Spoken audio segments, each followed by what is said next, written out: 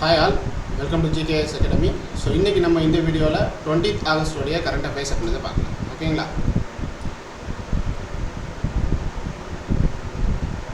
So first பார்த்தோம் அப்படினா bilateral naval exercise between India and Sri Lanka. So அதனுடைய name என்ன அப்படினு சொல்லி பார்த்தோம் அப்படினா SLINEX 25 அப்படின்றது. ஓகேங்களா?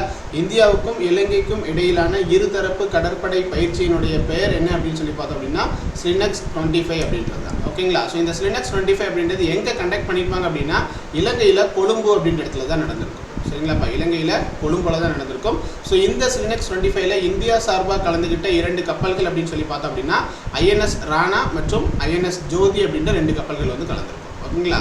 INS ராணா மற்றும் INS ஜோதி அப்படின்ற 2 கப்பல்கள் வந்து இந்திய கடற்படையின் சார்பாக இந்த SLINEX 25 அப்படின்ற இருதரப்பு கடற்படை பயிற்சியில் கலந்துக்கும். ஓகேங்களா?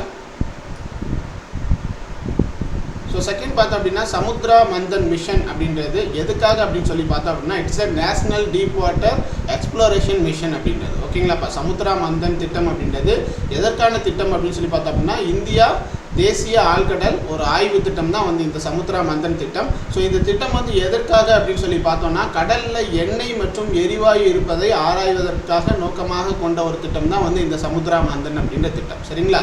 ஸோ இந்த திட்டத்தை பிரதமர் மோடி அவர்கள் சுதந்திர தினத்தன்றைக்கு வந்து அறிவிச்சிருப்பாங்க. ஓகேங்களா? ஸோ இந்த சமுத்ரா மந்தன் திட்டம் அப்படின்றது எதுக்காகன்னு சொல்லி பார்த்தோம்னா கடலில் எண்ணெய் மற்றும் எரிவாயு இருப்பதை ஆராய்வதை நோக்கமாக கொண்ட ஒரு திட்டம் தான் வந்து இந்த சமுத்ரா மந்தன் அப்படின்றது. ஓகேங்களா? நெக்ஸ்ட் பார்க்கலாம்.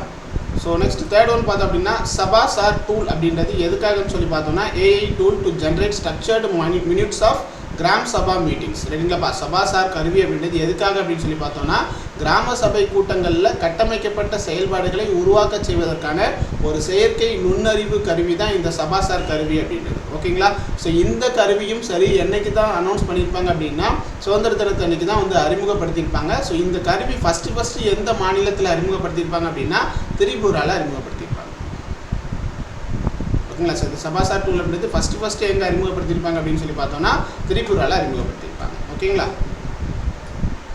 நெக்ஸ்ட் நம்ம மூவ் பண்ணலாம். ஸோ ஃபோர்த் ஒன் பாருங்கள் பயோடிகிரேடபிள் பெட் ரோல் பேக்ஸ் அப்படின்றது. ஸோ ஃபஸ்ட்டு இதை வந்து யூஸ் பண்ணது யார் அப்படின்னா நார்த் ஈஸ்ட் ஃப்ரண்டயர் ரயில்வே அப்படின்றவங்க தான். ரைட்டுங்களா? So became India's first railway zone to use compostable bioplastic bags on trains அப்படின்றது உருவாகியிருக்காங்க. ஓகேங்களா? சார் மக்கும் வகையிலான படுக்கை துணி உரைகள் அப்படின்றத ஃபஸ்ட்டு பயன்படுத்தினது யார் அப்படின்னா வடகிழக்கு எல்லைப்புற ரயில்வே நிர்வாகம் தான் வந்து அதன் ரயில்களில் மக்கும் வகையிலான உயிரி நெகிழி பைகளை பயன்படுத்தும் இந்தியாவுடைய முதல் ரயில்வே மண்டலமாக மாறி இருக்குது. ஓகேங்களா? ஸோ இந்த முன்னெடுப்பும் சரி இந்த முன்னெடுப்பும் எப்போ தான் தொடங்கியிருப்பாங்க அப்படின்னா ஆகஸ்ட் 15 தான் வந்து தொடங்கியிருப்பாங்க. ஓகேங்களா? இந்த முன்னெடுப்பும் வந்து ஆகஸ்ட் 15 தான் தொடங்கியிருப்பாங்க. ஓகேங்களா?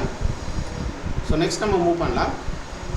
நெக்ஸ்ட் ஃபிஃப்த் ஒன் பார்த்தோம் அப்படின்னா டாப் 500 குளோபல் பிராண்ட் லிஸ்ட் அப்படின்றத ரிலீஸ் பண்ணியிருக்காங்க. ஸோ இதை ரிலீஸ் பண்ண நிறுவனம் யார் அப்படின்னு சொல்லி பார்த்தோம் அப்படின்னா டாப் பிராண்ட் யூனியன் அப்படின்றத ரிலீஸ் பண்ணியிருப்பாங்க. ஓகேங்களா?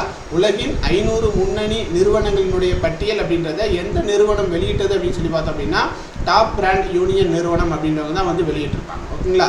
ஸோ இதில் வந்து ஃபஸ்ட் பிளேஸில் இருக்கக்கூடியதுன்னு சொல்லி பார்த்தோம் அப்படின்னா மைக்ரோசாஃப்ட் நிறுவனம் தான் வந்து ஃபஸ்ட் பிளேஸில் இருக்கும். செகண்ட் பிளேஸில் இருக்கக்கூடியது யார் அப்படின்னா NVIDIA அப்படின்ற இந்த நிறுவனம் வந்து செகண்ட் பிளேஸில் இருக்கும். ஸோ 3வது இடத்துல இருக்கக்கூடியதான் வந்து என்ன அப்படின்னு சொல்லி பார்த்தோம் அப்படின்னா ஆப்பிள் நிறுவனம் அப்படின்றது 3வது பிளேஸில் இருக்கும். ஓகேங்களா?